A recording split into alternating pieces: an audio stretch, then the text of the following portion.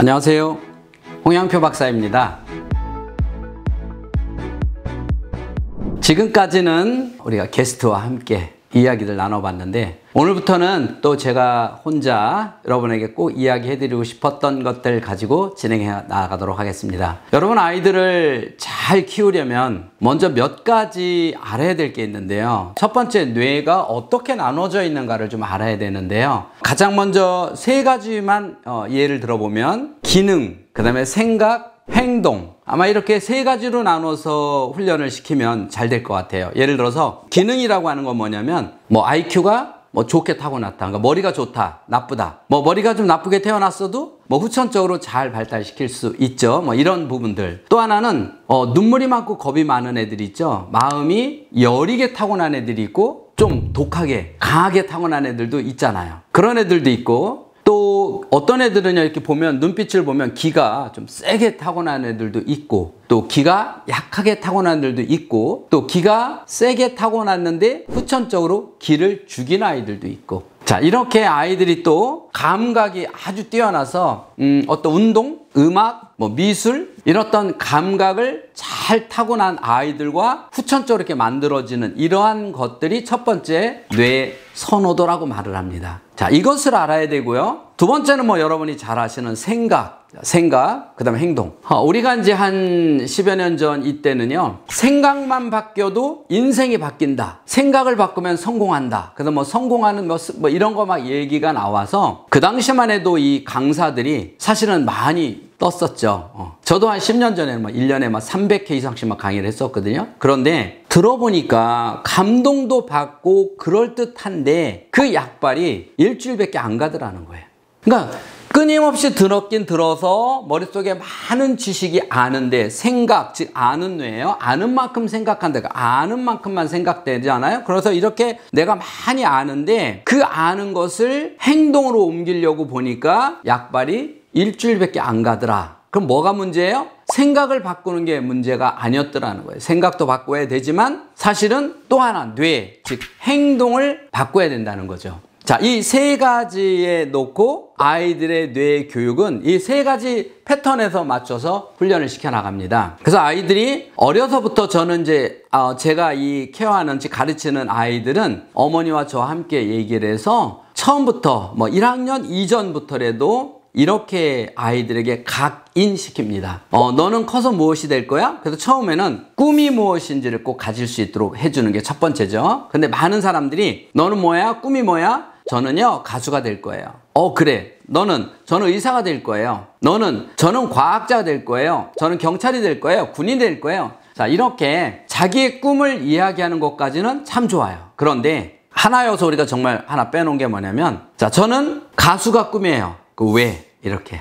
그 왜라고 하는 why, 이것을 아이에게 철저하게 어려서부터 각인을 시켜야 이 아이가 정체성을 가지고 올바로 클 수 있다는 거예요. 모든 아이들에게 저는 이렇게 훈련을 시킵니다. 저는 가수가 꿈입니다. 왜냐하면 제가 노래를 정말 잘 불러서 많은 사람들이 제 노래를 듣고 행복해졌으면 좋겠습니다.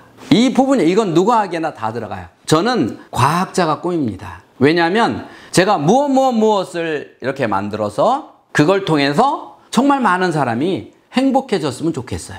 저는 의사가 꿈이에요. 왜냐하면 아픈 사람을 잘 치료해서 아픈 사람도 그 가족도 모두 행복하게 살았으면 좋겠어요. 자, 이렇게 아이들에게 처음에는 생각을 바꿉니다. 자, 그러면 나는 많은 사람들을 행복하게 하기 위해서 공부하는 거죠. 많은 사람들 행복하게 하기 위해서 내가 하고 있는 이러한 것들이 나는 사람들 행복하게 해주기 위해서 하는 건데, 그러면 생각은 바뀌었다 이거예요. 그래서 아이들이 나와서 발표할 때마다 어떤 걸 발표하든지 먼저, 안녕하세요, 제 꿈은 뭐입니다. 왜냐하면 저는 이렇게 해서 사람들 행복하게 하기 위해서, 이렇게 아이들이 먼저 발표하면서 생각을 바꿉니다. 그러면 이번에는 이제 생각을 바꿨으니까 행동을 바꿔야 될 거 아니에요. 그래서 아이들에게, 많은 사람들을 행복하게 하기 위해서 연습을 해야 될 거 아니니, 그 연습 장소가 어디일까? 바로 그 연습 장소가 가정이라는 거예요.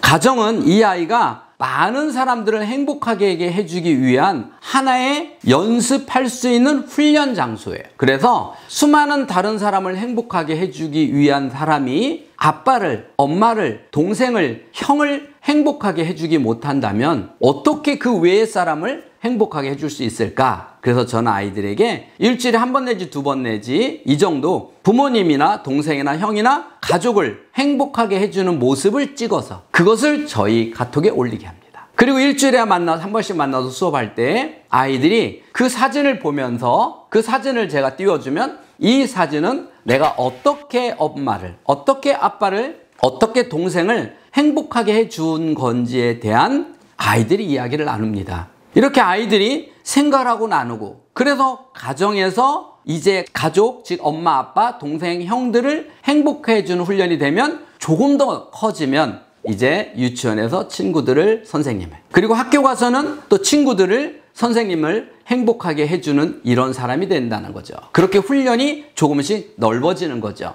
여러분, 살다 보면 어떤 사람은 만나서 이야기를 해보면 괜히 행복해지는 사람이 있잖아요. 뻔히 그 사람 말이 립스틱 큰 거 알면서 행복하죠. 또 어떤 사람하고 만나보면요, 그 사람 말이 틀린 말이 없어요. 그런데 짜증나요.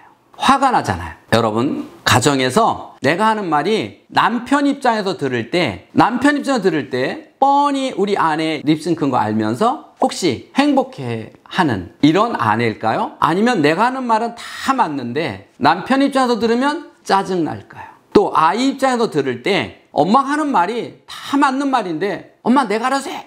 화나고 짜증날까요? 아니 엄마가 말을 할 때 행복할까요? 여러분, 우리 아이들에게 처음부터 가장 중요한 것은 생각과 행동, 이 기능적인 부분은 이제 나중에 천천히 지금까지 숱하게 말을 해왔잖아요. 우선 생각과 행동 중에서 어떤 생각을 넣어주느냐, 어떤 행동을 하느냐 라고 하는 것이 상당히 중요하죠. 만약에 이 두 가지가 네트워크가 안 될 때, 생각과 행동을 잘 훈련시키지 못했을 때는 어떤 일이 나타날 수 있는가? 자, 이 부분은 다음 시간에 이어서 이야기 나눠보도록 하겠습니다. 지금까지 인간수업의 홍양표 박사였습니다. 감사합니다.